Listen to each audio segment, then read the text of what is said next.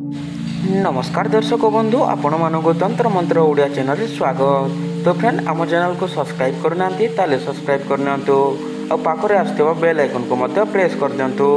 बंधुगण आज मु एमिति गोटे टॉपिक विषय कहवा जाऊँगी जे आपण सरल और सुंदर भाव यही प्रयोगटा करें। तो बंधुगण चलतु डेरी नक भिडियोटा को स्टार्ट करवा। से दरकार पड़ो 13 गोटी लवंग एवं धला सूता। यही कार्यटा को जेकोसी शनिवार दिन रात्र 12टारे करने पड़ो।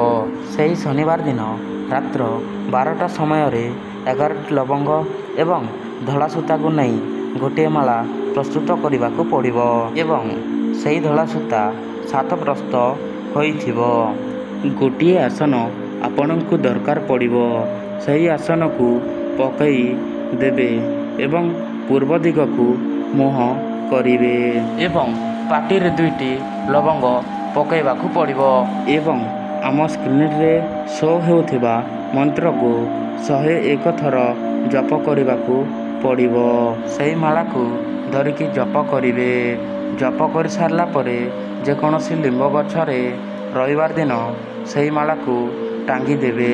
टांगी सारिला परे सही जगारू पलई आसवे एवं जेकोसी मंदिर किंबा पूजा घर को जीवे एवं गोटे मुंडिया मारिवे।